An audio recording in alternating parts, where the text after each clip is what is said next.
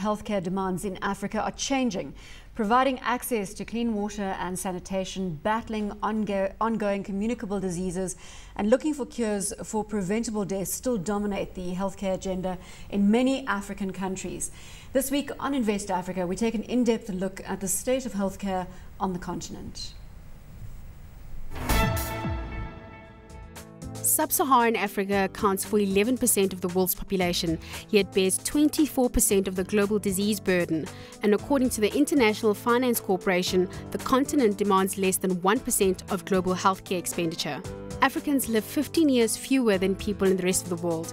Preventable and contagious illnesses such as malaria and pneumonia are still a problem, of which 90% of malaria deaths occur on the continent, and the biggest killer in Africa being HIV/AIDS. The healthcare sector has shown remarkable improvement over the years. However, Africa's healthcare industry is still characterized by huge disparities in healthcare access, where in Africa there are only 2 physicians per 10,000 people, and this is just one statistic illustrating the current situation. And at the same time, there are new challenges on the horizon. Non-communicable diseases such as diabetes, cancer, high blood pressure, and heart disease are on the rise. And according to drug manufacturer Novartis, by 2020, these diseases will account for 70% of deaths in developing countries.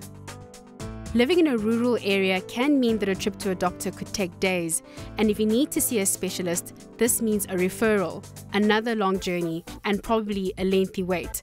To tackle this problem, technology such as computers and mobiles are being used to let local healthcare professionals consult urban experts. This technology is helping to bridge the great distance that the poor have to cover while seeking healthcare.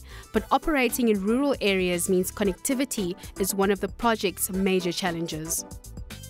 And with broadband rollout being made a priority, healthcare access for all Africans could very well be an attainable goal. Well, joining me in studio today to take a closer look at healthcare on the continent, Sven, Head of Healthcare, KPMG South Africa, JJ van Dongen, Vice President, Philips Africa, Tim Rametse, the MD of Medscheme Africa, and David Cochrane, Partner, Spoor and Fisher. Gentlemen, thanks very much for joining me. Well, coming from that scene setter, it certainly is a relatively somber picture when it comes to healthcare on the African continent. And Sven, let's just start with the biggest challenge. Perhaps funding, in that this is not a sector that manages to attract extensive capital. Well, in fact, the truth is it's a mixed bag across the continent. Not in all cases is this about money. In some cases the money is sufficient, but this is really a question about the distribution of health human resources. So on the private sector side, where they have pre-funded plans such as medical aids in South Africa or other insurance products in other countries, you have a robust, even in some places thriving, private medical business. And then of course government is starved for health human resources. That's in what they need, partly because they are priced out of the market, partly because they don't have the institutional foundations, the schools of medicine, the schools of nursing to produce enough health human resources for the burden of disease that Africa has.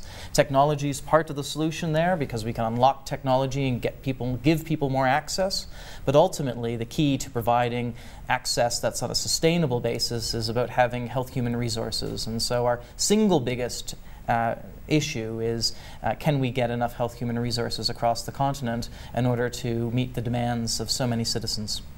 Tim, I want to chat right into the life expectancy. Now, if you look at South Africa, and to Sven's point on resources, you would expect South Africa to have a relatively high life expectancy given the resources available. But then I suppose there's the population equation that you've got to take into account. Life expectancy in South Africa, 49.3 years. It is an unfortunate situation that we're sitting at the numbers that we're sitting at right now based on the resources that we have and the technology that we have and what is perceived to be enough resources. Fact of the matter is what Sven is saying is that the resource requirements in Africa cut across the whole continent. We are not producing enough healthcare workers throughout the specialist environments, through our general care, primary care.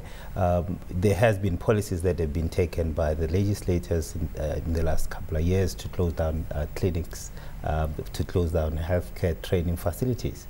Now, if you look at a combination of that and you're saying, well, are we dealing with preventative care?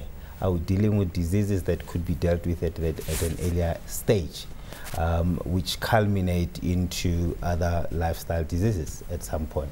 So, yeah, it is an issue. South Africa is not unique to the rest of the continent. We just are perceived to have a better situation because there's other working things. We have infrastructure, we have better technology than other countries, but then it's still not acceptable. How can we promote skills in the healthcare sector across Africa, JJ? I think it's very important that whenever projects are defined, that it's not just looking at the initial purchase price of equipment or the initial purchase of equipment, but how do you actually focus on the training of people? How do you focus on the ongoing servicing of the equipment that actually occurs there? One of the points that the World Health Organization has stated is that 50% of equipment installed is non-operational. 50% of the equipment installed is non-operational. Non-operational. But if you design projects very carefully, you can actually ensure there's an ongoing servicing of the equipment and there's an ongoing training of personnel. And that's one of the areas that Philips prides itself, because we've worked with quite a lot of ministries of health, Tanzania, Kenya, Uganda, and a really key part of the project is ensuring that there is an ongoing service approach towards the equipment. And many of the equipment, 15 years after installation, are still fully operational because of this type of approach. So it's not just about the training of people, which is very important and that's part of the project, but it's also about ensuring that the equipment from a technology perspective is operational going forward. David, I want to come back to life expectancy. The highest ranking African country is Senegal with a life expectancy of 63. What are they doing right? I really have no idea. Small homogeneous population. Yes, small homogeneous population. Small homogeneous population. Small homogeneous population. Reasonable access to health services. The truth of the matter is, if you talk about life expectancy in South Africa, for example, it's quite true that it is below 50. Yeah.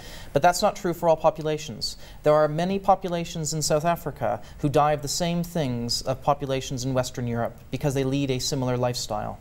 Yes. So that aggregate number of 49 is a combination of the entire population, which includes maternal deaths, which is a real tragedy. And if we can tackle that, you can dramatically increase your average life expectancy. Now, to the last point, why is life expectancy so important? Because for every year of extra life expectancy that a country is able to generate or deliver to its citizens, it has a direct knock-on consequence to increase economic development and economic activity. That's why it's so powerful. It is interesting that we're sitting below the entire BRIC grouping from a life expectancy perspective. Do you know what the average age for any of the BRIC countries is in terms of their life expectancy? It's 70. So South Africa, the S on the end of the BRICS, wants to continue to be the S on the end of the BRICS and be part of the BRIC nations. It's going to dramatically increase its average life expectancy. If it doesn't do that, it won't be a member of that club. It can't be. It won't have the economic activity. Imagine that a majority of our people will die before they outlive significant productive years. David, when somebody comes with you with such a direct question, it's hospital pass down the line. That's what you need to do on it.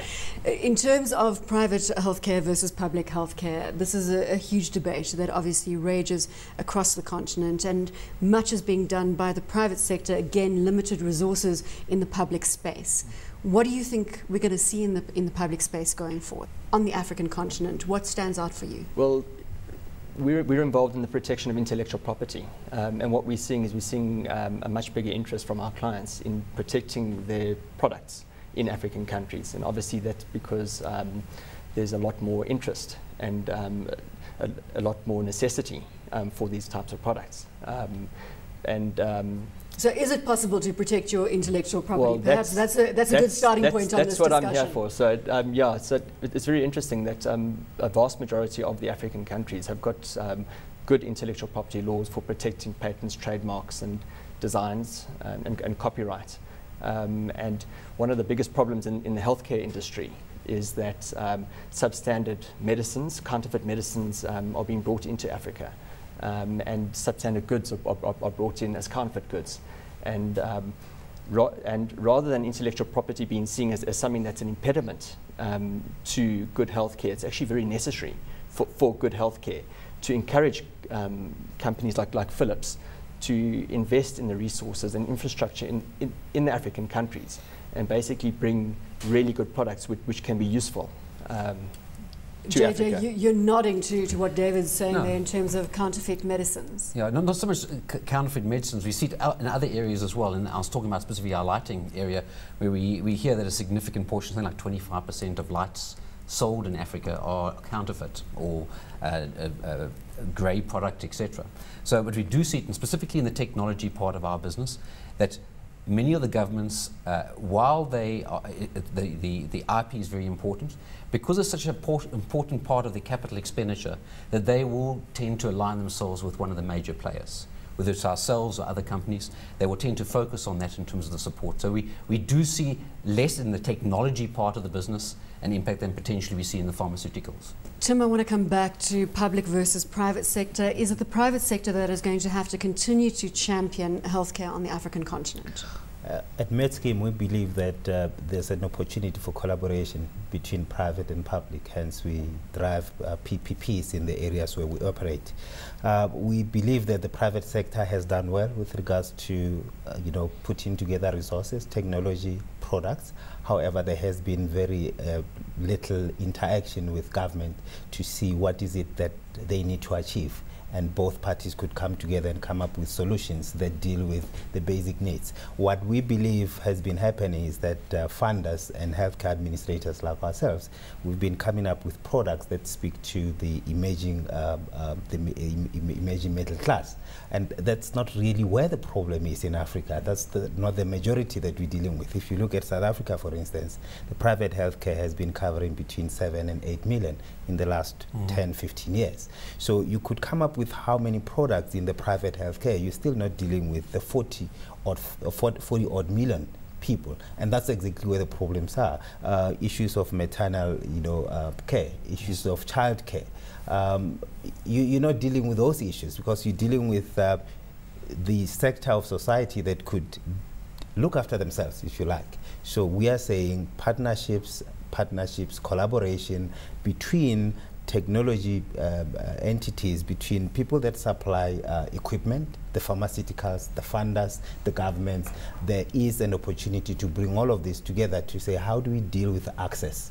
The fact that Philips brings in great equipment in great facilities in Dar es Salaam somewhere, what does it mean to a guy in a rural environment that takes 400 k's to get to this facility? The debate is heating up. We're going to pick it up after the break. We're going for a quick commercial break. More on Invest Africa when we return. Stay tuned.